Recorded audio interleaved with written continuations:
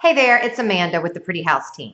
Today, I'm going to break it down for you and tell you how buying a house is exactly the same thing as getting married. Follow me on this. So when you're single, you're footloose and fancy-free, and you're having a blast. But then after a little while, you start having these feelings. You know, feelings. You see like that random guy at the bar who has like a great head of hair, these beautiful blue eyes. It's kind of the same thing. You're having these feelings where like you see a rocking chair front porch and you're like, oh, I love that front porch. I'm tired of paying rent. This is ridiculous what they're charging me. It's kind of the same feelings. It's just like a little tingle like, is there something more out there? Is there something better than this 2-bedroom, 1-bath apartment that's ridiculous and I don't even have a yard? That's the first feeling. You have it with people, you have it with apartments and houses. It's exactly the same thing. So then what's next? How do you really know when you're ready to put yourself out there?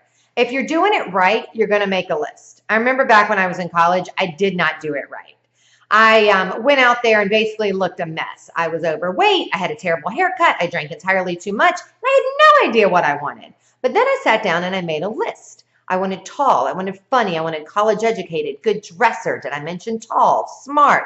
All this huge long list. And that's what you should do as well when it comes to buying a house. Make your list. Make it of everything you want. Put it all down and be specific because this will help you in the end. For example, 3 bedrooms, 2 baths, good schools, yard. Do you want to have a dog? You're going to want to have a yard. How important is that garage to you? So these are things you do before you've even stepped your foot into the looking pool, aka the dating world. So now that you've done your list, the next thing you're going to want to do is get pre-approved. This is essentially the same thing as hitting the gym, losing some weight, getting a haircut, and dressing like you're actually ready to have a relationship and not all like sloppy pants. So it's the same thing. Get pre-approved. Start saving a little money. Start thinking about what you actually want in a house, aka in a mate. So now that you've done that and you're not dating outside of your league, i.e. looking at houses that you can't really afford, because if you go too high, girl, you're never going to be happy down where you belong. Not that there's a problem with where you belong. You just need to be in your right dating pool. So now that you've done that, you can begin to group date. So this is when you go online and you start looking around. Now, group dates in real estate are open houses. So go to a bunch. Go to as many as you want. See as many houses as you want in your price point. This is also the time when I should caution you that you are going to find matchmakers, aka the realtors. There are a ton of them. You're going to see them everywhere. And they're all going to think that they can find the one for you. Don't be fooled. Some are amazing. Some are not so much. Just be you. Go to the open houses. See if you click with a realtor. And if they actually work for you after the open house. Did they send you a thank you note? Did they send you houses that actually meet the criteria that you mentioned earlier? If they didn't, and they're just badgering you about their own listings, that's probably not the matchmaker for you.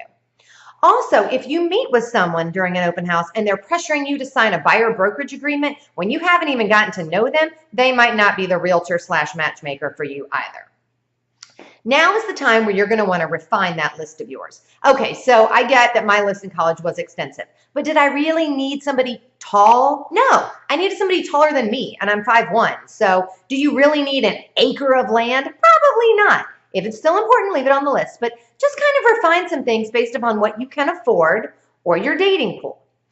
Now that you've refined your list and you've narrowed it down and you've been on a couple of group dates, it's time.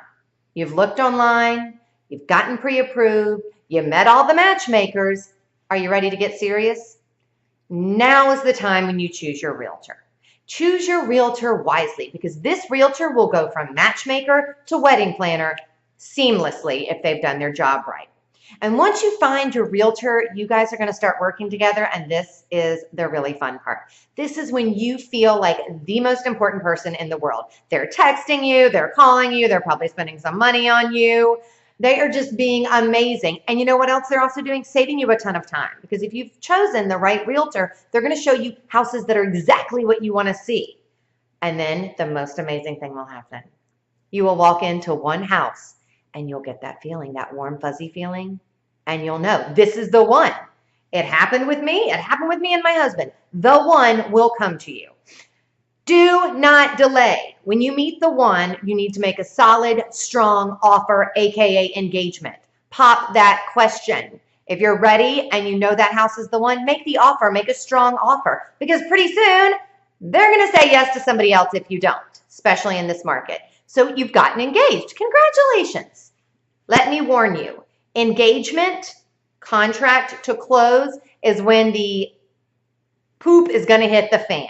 So nobody really realizes how much work goes into engagement, wedding, contract, close. It can get ugly. As the buyer, you're going to feel sad. You're going to feel mad. You're going to feel overwhelmed. You're going to feel happy. You're going to feel cautious. You're going to feel scared. You're going to feel all those things. You're also probably going to feel angry and alone at some point, because there'll come a point in the transaction when you feel like this best friend of yours, this realtor, has just ghosted you. What happened to her? Where did she go?